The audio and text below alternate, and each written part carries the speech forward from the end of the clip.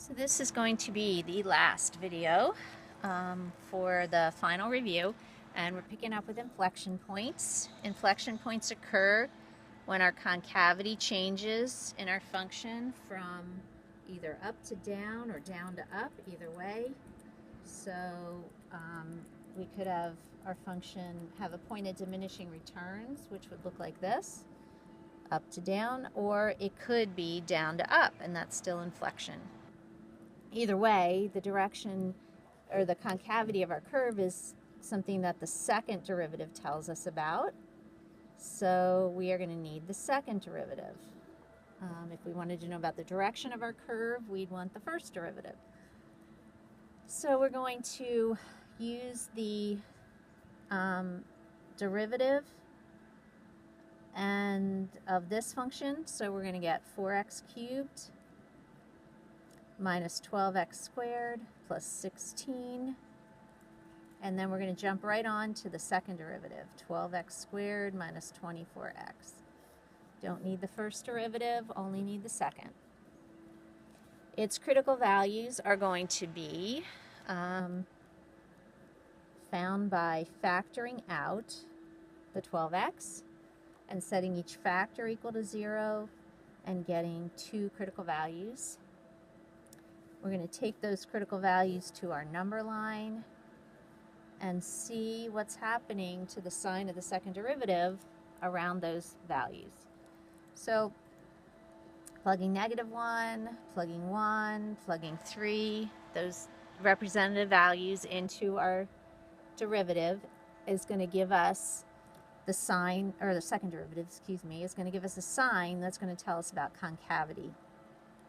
So we plug -1 into our derivative, we get 12 plus 24, so that's a positive. Our graph is concave up in that area. When we plug 1 in, we get -12, which means our graph is negative, or is concave down in that area. And we plug 3 in, and 12 times 9 minus 24 times 3 is positive, so we're concave up again. And that means we have two inflection points, and they occur when x is 0 and when x is 2. To get our y values, we need our original function, so pull that back here. We're going to plug into x to the 4th minus 4x cubed plus 16x minus 16. And when we plug 0 in, we get -16. And when we plug 2 in, we get 16 minus 32 plus 32 minus 16, and that's going to get us to 0. The second one is a little bit more complicated than that because it requires the product rule. So for 8b, our first derivative is going to come from our two functions and the derivatives of them. So we're going to take f times g prime plus g times f prime. I'm going to start with my 3x squared though. So now we got to take the derivative again. So the second time, we already know what the derivative of this is. It's f times g prime plus g times f prime.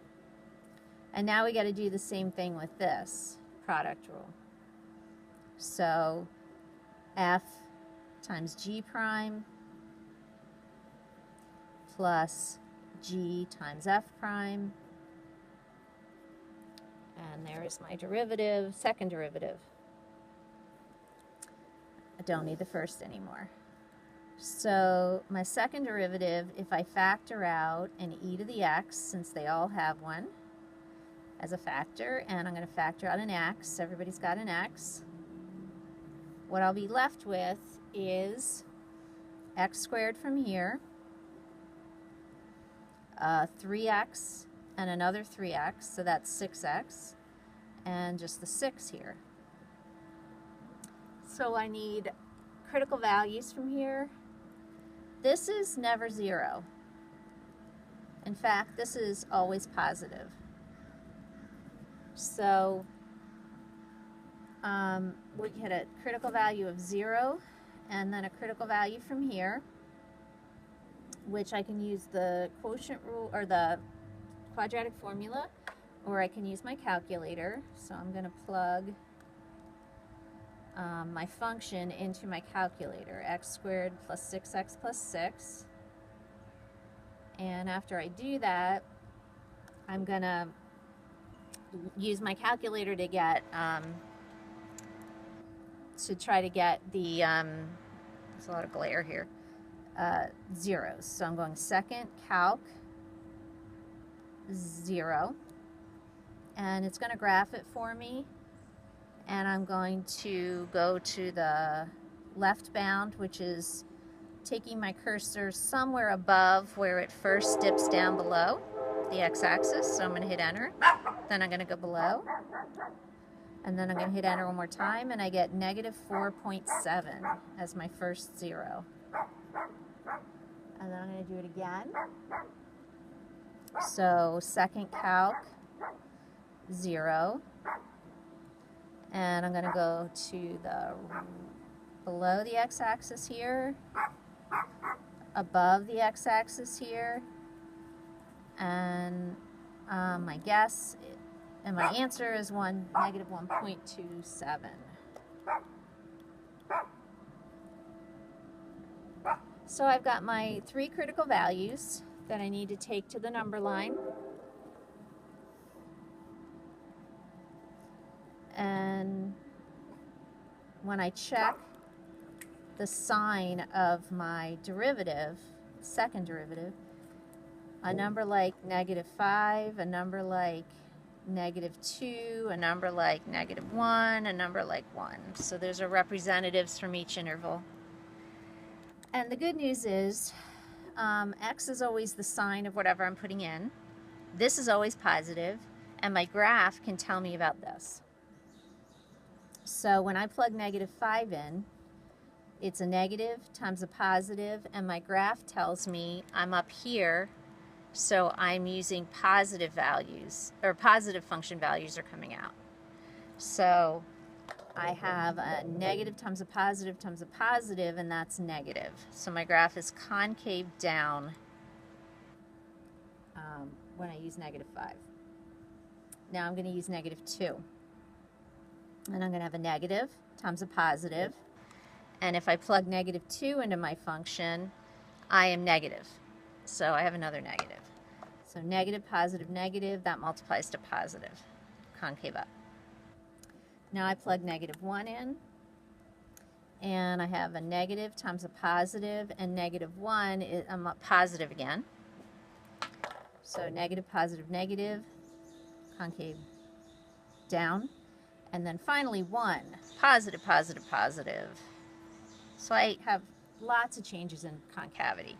First one occurs when x is negative 4.7, the second one at negative 1.27, and the third one at 0.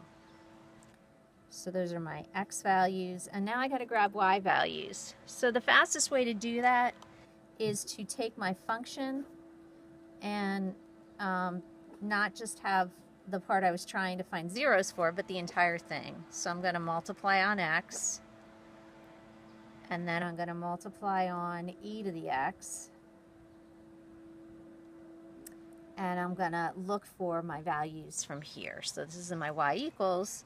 So now what I can do is go second calc value, and once it graphs for me, it'll let me plug in my x value, and it'll tell me my y value. So I'm going to say negative 4.7, and it's going to say 0.005. Then I'm going to do it again, second calc value. I'm going to put in my negative 1.27, and it's going to tell me 0.003. And then 0, I can plug that into my function fairly easily and realize I'm going to get 0 out. So those are my 3 inflection points. All right, so moving on from inflection, we had exponential kinds of functions that we needed to solve. And so the process for solving those is to isolate either the exponential or the log. So we need that isolated, and then we can find the solution by using an inverse operation. So this is already isolated. Oh, no, it's not. This would be isolated. So I need to divide by 4. So once I divide by 4, I'll have my e to the power isolated. And 5 divided by 4 is 1.25. And now I will ln both sides, which is going to cause the e to disappear and just be 2x minus 3. But I got to ln the other side. And then I can add 3 and divide by 2, and I'll know what x is. So when I add 3, I'm adding it to this number, which I can approximate if I want, or I can just leave it. And then I'm going to divide by 2. And I'll have my answer for x. So what isolating looks like in B is a little bit different. So for B, in order to isolate it, I need to pull them together, because I can't use my inverse operation if there's addition. So I have to get rid of the addition and turn it into multiplication. And now I can use e as a base on both sides and get x squared minus 3x equals 1. And to solve that, I want to subtract 1 from both sides and either use the graphing calculator or use the quadratic formula. So this time I'll do the quadratic formula. The opposite of b plus or minus b squared minus 4ac all over 2a. And that's going to be 3 plus or minus the square root of 9 plus 4, which is 13 over 2. And the problem is 3 minus the square root of 13 over 2 is negative. And I can't put a negative into a log. So if I'm trying to solve this, and then I'd be plugging in a value that would be not in the domain. So I'm going to throw that out. But I'll keep the other one. 3 plus the square root of 13 over 2 will be my final answer. For C, to isolate my exponential, I just want to divide both sides by 100 and get 1.1. And now I can use any kind of log I want on both sides. So that using that log will bring this x down. And I can then have x times this number log of 1.21 equals the number of the log of 1.1, and just divide. So now I have my answer. So you want to have those skills to solve logs and exponentials in case that's part of a critical value that you need to find. You will have all the formulas you need for interest, and so you don't have to memorize them, but you do need to know how to plug into them. So for 10A, we're trying to figure out what an investment's worth. The rate is 5%. Compounded monthly means N is 12. T is 7 years. And P, which is the principal that you invested, is $20,000. So we're going to plug into our formula that looks like this. It says the amount of money you'll have is the amount of money you invested times 1 plus the rate that you get per year split over how many times you compound it. And then you're going to raise that to the number of times it compounds times the number of years. So we're splitting the rate up, but then this is exponentially increasing our balance. So in this case, 20,000 1 plus 0.05 divided by 12, and then it's raised to the 12 times 7 power. So if you plug into your calculator, we're going to have 20,000 times 1 plus 0.05 divided by 12, and my parentheses, raise it to the 7 times 12, or 12 times 7, and I get $28,360.72.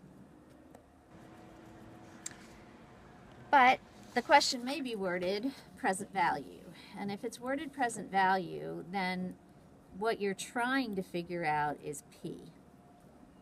But you know A. You know what money you have in the end, you just want to know what you should invest to get there. The other thing here is this is compounded continually, so the formula is different. It is A equals PE to the RT, because N is infinity in this case. It's just compounding so fast you can't even count. So I'm going to plug my 25,000 in on the left, which means I'm going to have to divide to solve. So I'm going to take 25,000 and I'm going to divide it by E to the 0.3. And that tells me how much money I'm going to have to invest 10 years before if I want to have 25,000 at the end of that time. Effective interest rate. The formula for that is take 1 plus your interest rate divided by the number of times you compound, raise it to the n power, which exponentially increases it, but then you got to take the 1 away again. So in this case, it would look like 1 plus 0.04. Semi-annually is twice a year, so I'm going to use 2 for n both places. And when I calculate,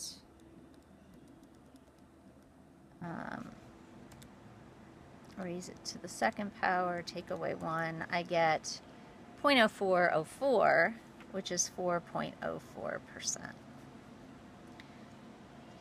So every time you increase the number of times you compound your interest, your effective interest rate will go up.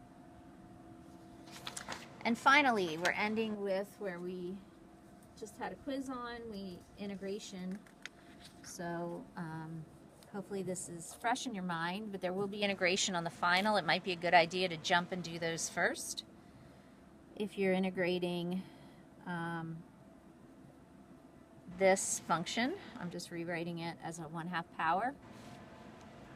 You're going to get confused if you jump from derivative to integration. So you want to make sure you do one of them first and then switch gears. So for integration, instead of moving the exponent down first in front, you raise the degree up by 1. So you add 1 to the exponent, and then instead of multiplying, you divide. So you divide the number that's out here, which is 1, by 3/2, and you get 2/3. And here you raise the degree up to 4, and you divide the 1 by 4 and get 1/4. So that is your integral. You can check it with the derivative. 2/3 times 3/2 is 1, drops down to 1/2. 4 times 1/4 is 1, drops down to 3. But B requires the chain rule to be involved. This is the general power, and I know that because this is a function being raised to a power, not just x. So what I have to do is I have to say, if I let 3x cubed minus 10 be something I'm calling u, is du dx in the integral? That's the question I always have to ask. So du dx is 9x squared.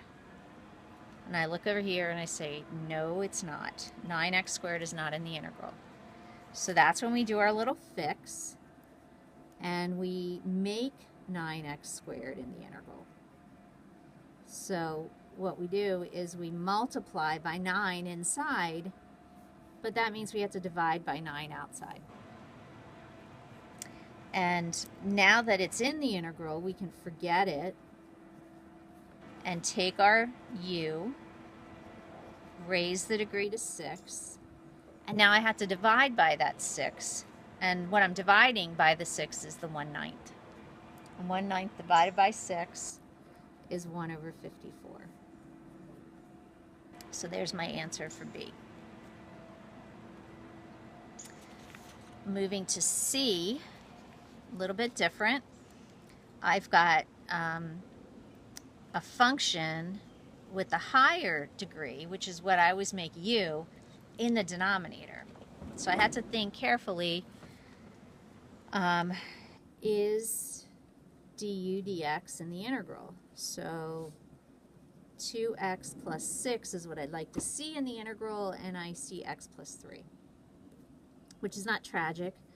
It just has to be fixed. So if I move it down and just put a 1 there, it'll help me remember how I'm going to integrate this. But I want this to be 2x plus 6, so I've got to double it. So in the integral, I've just multiplied by 2. Out of the integral, I'm going to quickly divide by 2, so that I haven't changed anything. But this then I can forget, because it's what I wanted to have there. But I can't raise the degree and divide by the degree here, because the degree is -1. So this is when I have to use the rule that the integral of 1 over u du dx is ln. So if I notice that, then I can say the answer is 1/2 ln x squared plus 6x plus c. So this will be on the test also, but you just have to be able to decode it to have it be any use to you. All right, 2 to go. So for D, we have a situation where we have e to a power. So we knew that if we only had one of those e's, our strategy was to make that exponent u and hope that its derivative was in the integral. But yet again, it's not. The x part of it is, so that's good. I'm going to leave that. But the 7 is not what I want. I want a 2 instead of a 7. So I'll multiply in the integral, divide out of the integral, so that I'm back to where I started. Forget this. The integral of e to the u is e to the u, and this has a 7/2 in front. And then, last problem, marginal profit. For E, I want to take the integral of marginal profit to get profit. So I want to integrate this function. I'm going to raise the degree to 3 and divide by 3. I'm going to, oops, that's a minus. Raise the degree to 2 and then divide by 2. I'm going to raise the degree to 1, so 6x. And that'll be my profit function as long as I know what C is supposed to be. And this is the key. Fixed cost being $40,000. So if fixed cost is $40,000, that means that just to go into business it cost me $40,000, even if I don't make anything. So if I went into business and then I closed my doors, I'd be $40,000 in the hole. That means C in my profit function has to be negative $40,000. So that if I plugged in 0, I would still be $40,000 in the hole. And that is the end.